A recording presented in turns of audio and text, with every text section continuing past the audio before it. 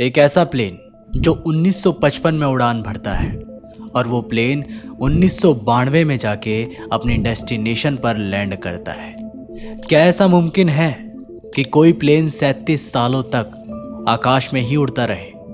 इस प्लेन ने पूरे 37 सालों बाद लैंडिंग की थी और उसमें सारे पैसेंजर भी मौजूद थे, वो भी सब सुरक्षित। पर आखिर कैसे? चलिए दोस्तों, जानते हैं फ्लाइट 914 की मिस्ट्री के बारे में।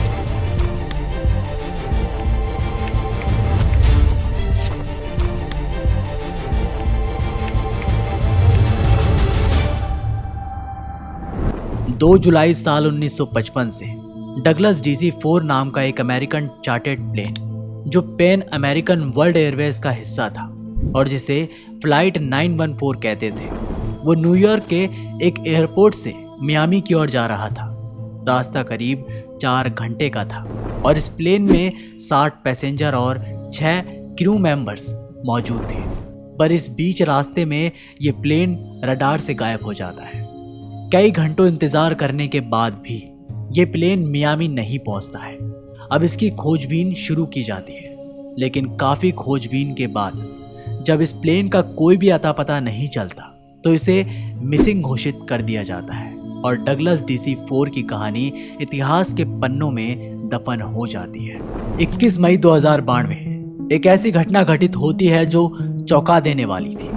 वेनेजुला के कैपिटल कारकास के एयरपोर्ट के क्रू को आसमान में एक प्लेन नजर आता है, लेकिन सरप्राइजिंग की बात तो ये थी कि वो प्लेन एयर ट्रैफिक कंट्रोल के रडार में नजर ही नहीं आ रही थी। इतने में वो प्लेन एयरपोर्ट के कंट्रोल रूम से कनेक्ट करता है और यहाँ मौजूद ऑफिसर, जिनका नाम जुआन देला कॉर्ते था, वो इस पूरी घटना के गवाह बनते हैं। जब जुआन प्लेन के पायलट से प्लेन का नाम पूछते हैं तो वो बताता है कि मैं DC-4 में सवार हूँ और हम मियामी एयरपोर्ट पर लैंडिंग करना चाहते हैं।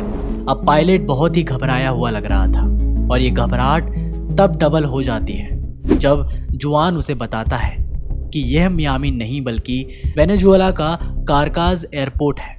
मतलब DCF अपने डेस्टिनेशन से 2200 किलोमीटर दूर था और अभी तो पायलट को यह भी नहीं पता था कि वो 37 साल फ्यूचर में आ चुका है।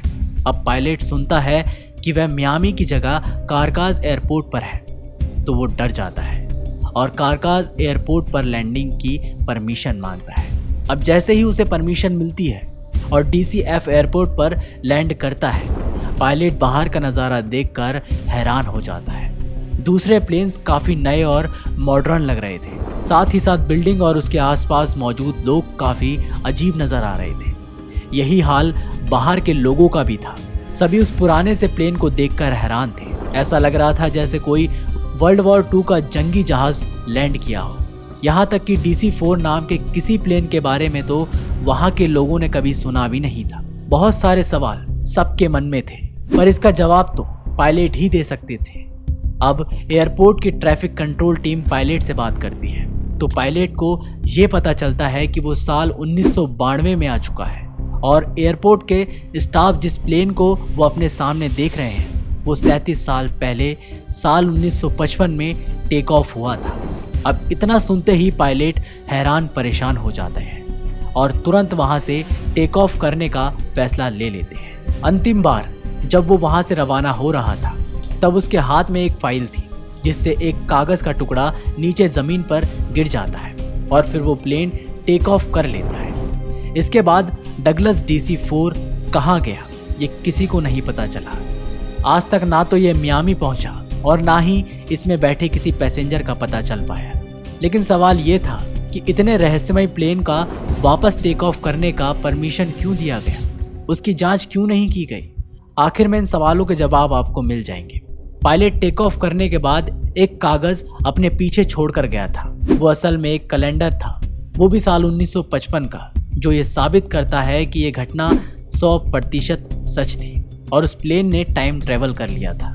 लेकिन अगर ऐसा है तो साल 1955 से निकला प्लेन 37 साल तक रहा कहाँ था और क्या डगलस DC-4 ने टाइम ट्रेवल किया था? अब देखो, अगर इसने टाइम ट्रेवल किया था तो रियल वर्ल्ड में ऐसा सिर्फ 2 ही तरीकों से पॉसिबल है। पहला, जब कोई ऑब्जेक्ट ब्लैक होल के बेहद करीब पहुंच जाता है और दूसरा, जब कोई लाइट की स्पीड को मैच कर लेता है। अगर एक प्लेन पृथ्वी पर उड़ रहा था तो ब्लैक होल के पास पहुंचना या पृथ्वी पर उसका सामना किसी ब्लैक होल के साथ होना बिल्कुल भी पॉसिबल नहीं है। दूसरी तरफ डगलस DC-4 जो एक 4 इंजन प्लेन था, वो साल 1982 का मैन्युफैक्चर था और उसकी इतनी स्पीड पॉसिबल ही नहीं थी कि वो लाइट की स्पीड को मैच कर पाए। मतलब कि इस प्लेन का टाइम ट्रैवल करना तो बिल्कुल भी मुमकिन नहीं था।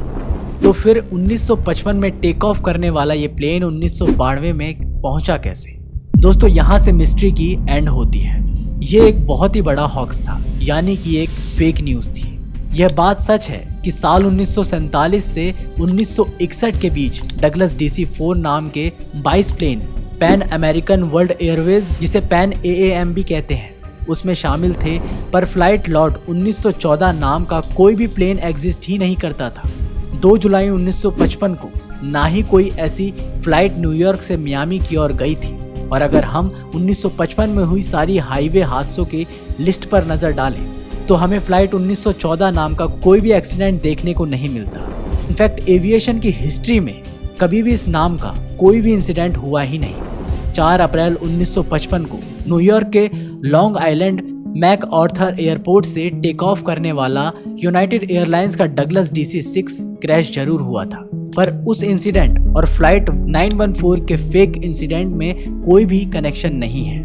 लेकिन अब सवाल उठता है कि आखिर ये फेक न्यूज़ फैलाई किसने और वो क्या रीज़न थे कि फ्लाइट 914 की ये फिक्शन स्टोरी इतनी ज़्यादा वायरल हो गई। देखो, बात करें इंटरनेट और सोशल मीडिया की तो इस स्टोरी को पूरा वायरल करने का श्रेय ब्राइट साइड को जाता है, जो 2019 में इस चैनल ने फ्लाइट 914 के बारे में ये वीडियो पब्लिक की थी, जिस पर आज की तारीख में 22 मिलियन से ज़्यादा व्यूज़ हैं। हालांकि देखो, हम ये बिल्कुल भी नहीं कह सकते कि ब्राइट साइड ने जानबूझकर ये फेक स्टोरी फैलाई। वीडियो में स्टोरी को रियल की तरह प्रेजेंट किया गया है। इंटरनेट के कुछ सोर्स में तो ये भी बताया गया है कि प्लेन 37 नहीं बल्कि 30 सालों बाद लैंड किया था।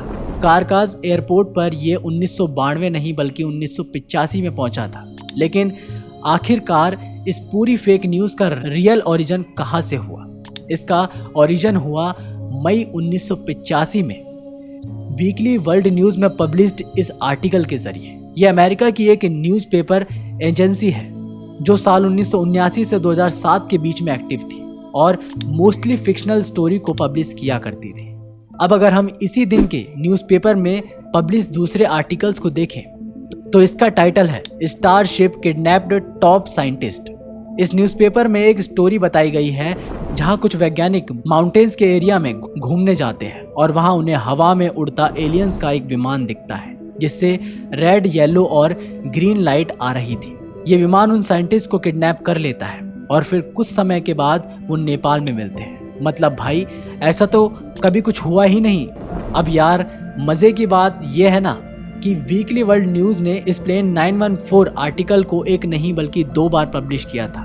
पहला आर्टिकल ये है और दूसरा आपके सामने ये रहा, और दोनों ही आर्टिकल्स में आप गौर से देखोगे तो इस पूरी घटना के विटनेस, ट्रैफिक कंट्रोल, जुआन दे, लाको तारदो स्टॉक इमेजेस है और इनका डगलस DC-4 या कारकाज एयरपोर्ट से कोई भी लेना देना नहीं है। वैसे वीकली वर्ल्ड न्यूज़ ने एकमात्र यही अफवाह नहीं फैलाई थी, बल्कि ऐसी कई अफवाह वाले न्यूज़ इस पेपर एजेंसी ने छापे थे। तो ये प्लेन 914 की घटना पूरी तरह से फेक थी।